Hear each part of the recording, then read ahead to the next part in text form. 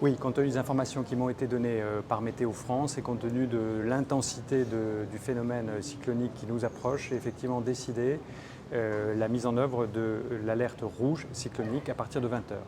L'alerte rouge, ça signifie que nous allons tous devoir nous confiner.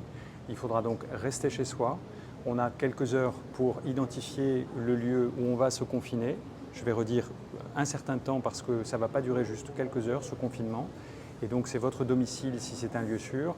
Et sinon, il faut que vous identifiez l'endroit où vous souhaitez être hébergé, chez un proche, chez un voisin, dans de la famille.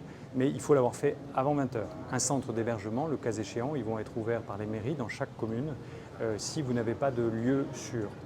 Je décrète l'alerte rouge à partir de 20 heures et je peux d'ores et déjà indiquer que cela va durer puisque compte tenu de l'arrivée du phénomène cyclonique et de son intensité, il est prudent de se mettre à l'abri dès ce soir.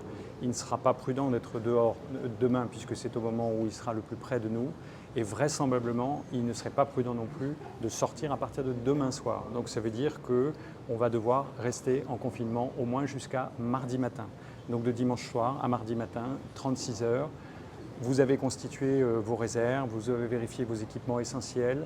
Maintenant, il faut chacun vérifier son domicile, vérifier qu'il tient, avoir prévenu ses proches pour dire où on est, être capable aussi, compte tenu de l'intensité du phénomène, et si jamais il y avait dégradation de votre domicile, de se mettre à l'abri dans un lieu sûr, la pièce la plus sûre, la plus isolée, d'avoir le cas échéant, si le phénomène est trop intense, des matelas ou une table sous laquelle se mettre. Voilà, je ne veux pas créer d'inquiétude excessive. On a tous l'espoir qu'il n'y aura pas ce phénomène aussi intense que je le dis. Mais si je le dis, c'est que ça peut arriver. Madame la directrice de Météo France a évoqué des phénomènes que certains ont connus dans le passé avec Firiza ou avec Génie en 1962. Donc on ne dit pas ça pour jouer à se faire peur, on dit pour se donner un peu l'échelle de gravité du phénomène qui peut arriver s'il confirme, ce qui est plutôt le cas, sa trajectoire et son intensification. Déjà, le plan Orsec est activé. On a été dans la cellule de crise et ça a commencé.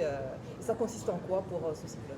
Alors ce plan Orsec, en fait, il est mis en œuvre depuis que j'ai déclenché la pré-alerte jaune, c'est-à-dire depuis vendredi à 13 heures, où mes équipes ont commencé à s'organiser avec tous les correspondants dans les collectivités, dans les services, etc. Et ce plan, c'est celui qu'on a écrit avant la crise. On a des plans sur à peu près tout, voilà. Et puis évidemment, la réalité, ça ne se passe pas toujours comme dans le plan.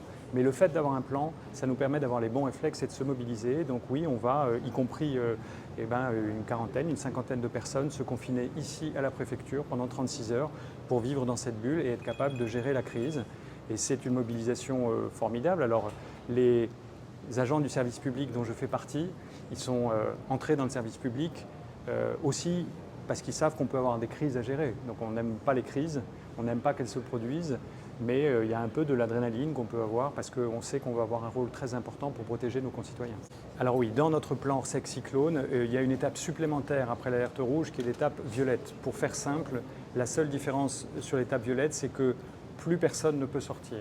Pendant l'alerte rouge, à partir de 20 heures ce soir, aucun de nos concitoyens ne doit sortir, mais les forces de secours, les forces d'assistance, donc police, gendarmerie, pompiers, les services des routes qui peuvent intervenir pour en urgence intervenir à un moment ou à un autre sur une infrastructure, ceux-là peuvent sortir sur mon autorisation. En revanche, en alerte violette, si je la décrète, ça sera sur la base des données que Météo France me donnera, et notamment sur la force des vents. Plus personne ne sort, y compris les forces de secours.